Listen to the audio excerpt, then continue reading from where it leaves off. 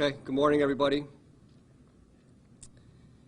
In the days following the shooting of officers Anthony Mazurkiewicz, Sino Sang, and a 15-year-old girl sitting in her house, we asked for your patience as the investigation progressed. We said we would release more information when we could do so without hindering the process. That time has come. Today, we want to explain why those officers were on Bauman Street that night, how they were doing their part, putting themselves in danger to keep our community safe. They were helping to unravel a ruthless network of individuals involved in murders, shootings, and arsons, all which revolved around illegal marijuana sales. Attempting to sum up months of investigative activity in 5 minutes is very challenging, especially considering the amount of work that took place. Today, we're going to provide a summary of activities that will be broken down into 3 different time periods. Pre-July 21st at 9:18 p.m., the events surrounding the day of July 21st, and then the follow-up investigation that occurred after July 21st.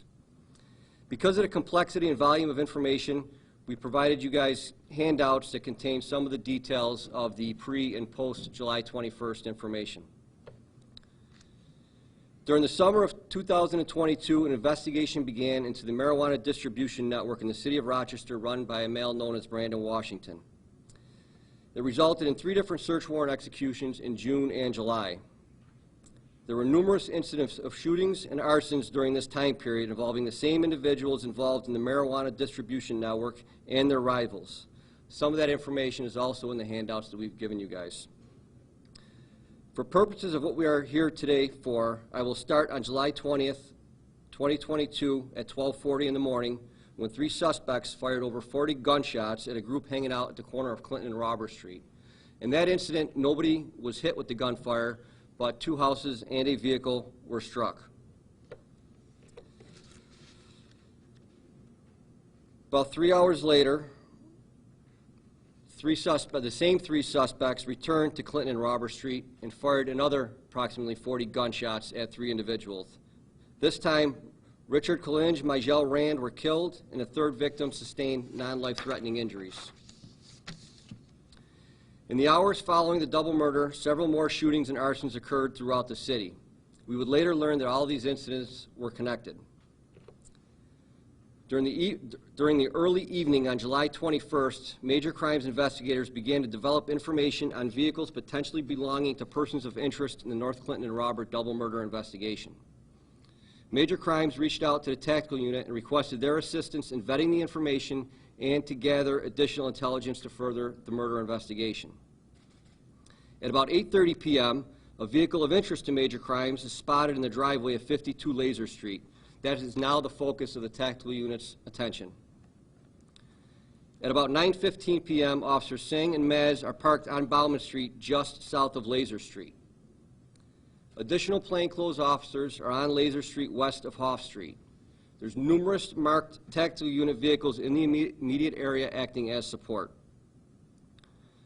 TAC officers observed activity on the porch at 52 Laser Street and saw a male walk off the porch south across the street and out of their view.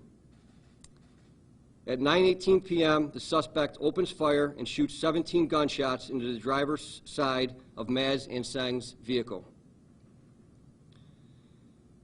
Maz is in the driver's seat and is struck multiple times. Officer Sang is in the passenger seat, and he is also struck multiple times. Sang is able to drag Maz over to the passenger side. Sang then gets out of his vehicle and is able to return fire towards the suspect. The suspect was not hit. A 15-year-old girl in her house on Bauman Street is struck by one of the suspect's errant rounds. Backup officers are on scene within 30 seconds. Maz and Sang are loaded into patrol cars and rushed to the hospital. The remaining officers immediately began to lock the area down, set up a perimeter, and establish what we call a kill zone. Law enforcement from throughout the county rushed to the scene in an effort to assist.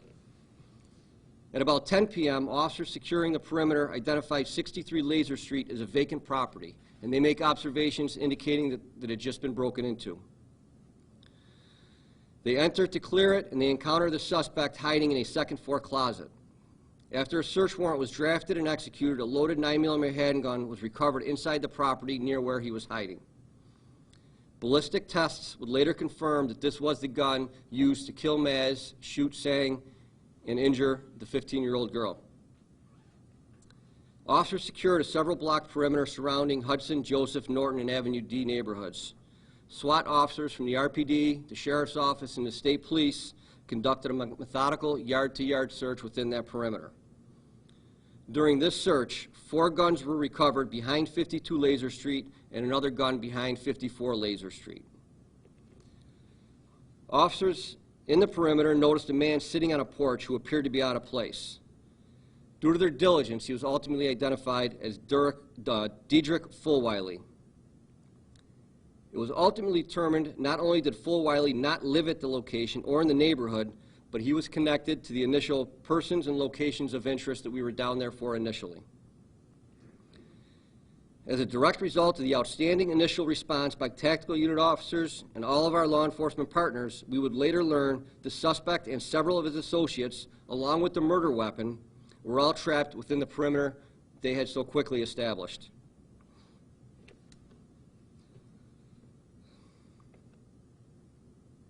At 11:24 p.m. on July 21st, 2022, Officer Mazurkiewicz is pronounced dead.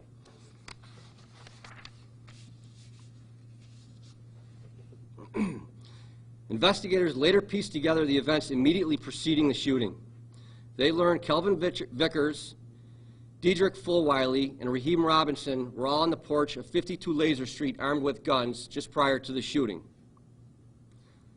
Vickers leaves the porch, sneaks across the street through backyards, and secretes himself behind a row of overgrown bushes behind 63 Laser Street. That is when he opened fire on the officers. Fulwiley and Robinson remained at 52 Laser Street while this occurred.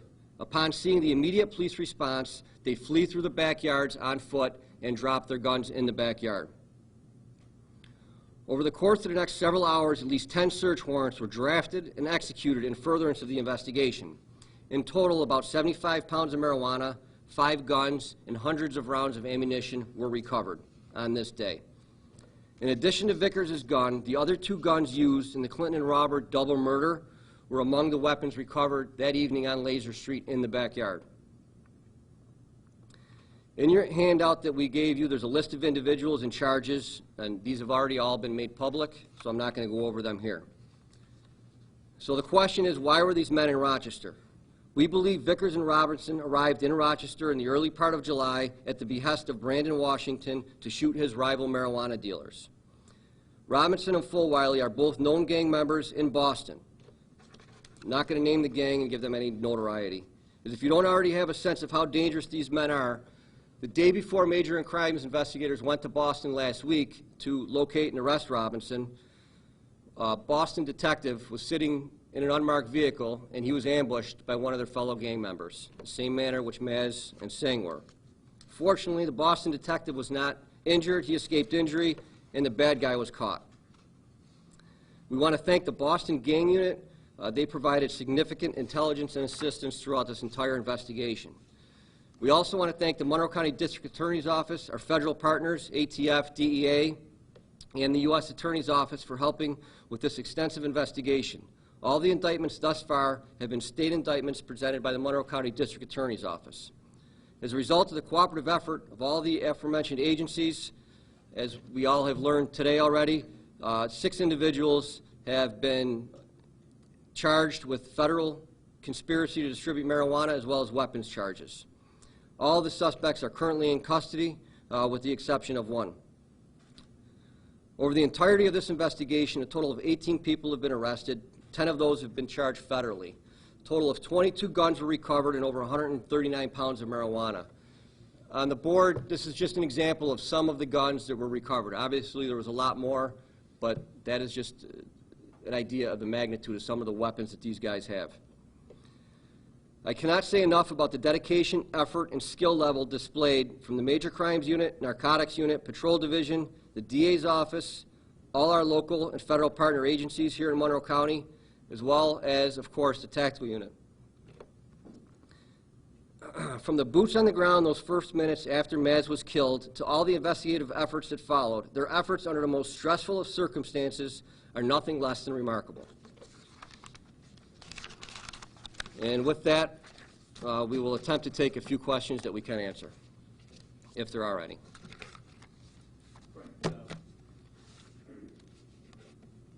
Kelvin Vickers is charged with, let me start that again. The charge that Kelvin Vickers is charged with says that he knew or should have known that he was shooting at police officers. Do you believe that he was shooting at police officers or one of these rival gang members? Well, based upon information that was presented to the Monroe County Grand Jury, and based upon the information that they heard, the grand jurors believed that Vickers should have reasonably known or had reasonably known that Officer Maz and Officer Sang were police officers. So we have to go based on the information presented to the grand jury and the decision that they handed down. Do you think the work that TAC unit did, all the investigators, have they thwarted this gang drug war? Well, they certainly thwarted all of the violence that was occurring within the 24 to 48 hours on the 21st. I think there was certainly more people that were going to get shot, more people that were going to die, more houses that were going to burn. And if we're talking about the specific feud that was going on with the individuals involved in this, yes, we think that we have certainly thwarted any further violence from these individuals, at least for the time being. Jumping off of that, you had just mentioned that little sidebar regarding the instance that just happened with the other detective gang member in Boston. Yes. And I believe you had just mentioned it was yesterday? No, we went to Boston last week, and we went on a Monday. Recently. Yes. And so, as this continues, this is very much so, the collective, summary of what has happened. But this investigation, kind of jumping off of that last question there, are there any, I guess, any reasons to believe that there might be any more activity happening, in the immediate future? Criminal activity in terms of the gang members? Well, we know we have taken into custody a good chunk of the members here in Rochester. So as long as they stay in jail, then they're not going to commit any more violence. I'm sure there will be other people out there that attempt to fill the vacuum, and we'll continue to do everything that we can to thwart that. Thank you for that, that answer. And in terms of the grand scale of just these gangs that you're dealing with, how far-reaching is that? We get caught up in the definition of a gang, and a lot of us think the traditional definition of a gang is there's a hierarchy, and they have a certain set of rules that they abide by, and they get sworn into the gang. I have no problem saying, do we have a gang issue here in Rochester? Sure we do. We got 65 murders, a lot of which are related to feuds. This is my opinion, the gangs here are not nearly as organized as they are in some larger cities. Here you have a group of people who are all hanging out this week together, and next week they're not getting along, and now they're on opposite sides. So, we are not afraid to say that, there's a gang issue. Sure there is. I just don't think it's as formalized as it is in some of the big cities. So in terms of the request for Vickers to come here, that was essentially directive was based within Rochester? And Yes. Okay. Yes, there was a request from, Brandon Washington, requested individuals come into Rochester to help him shoot rival marijuana dealers. And the one thing that I think we can't lose focus on here is everybody says marijuana is a, nonviolent crime, right? Well, let's tell that to all the people that got shot during this investigation all over marijuana. So anybody that says marijuana is a nonviolent crime, you're wrong. And this is clear evidence of that. And this was strictly marijuana distribution? Strictly marijuana distribution. All of the search warrants that we've executed, in total, I think we executed in this investigation 18 search warrants. I don't think we found as much of a dime bag of cocaine or fentanyl. It was all marijuana. That's what these guys were selling. And I do kind of have a sensitive question. On that board that we see here, is the gun that killed Officer Mazurkiewicz and injured Zeno Sang on that board? No. And can you describe what type of gun did that? That was a 9mm handgun that was involved in that. And in terms of, I'm not sure if this is connected in any way, but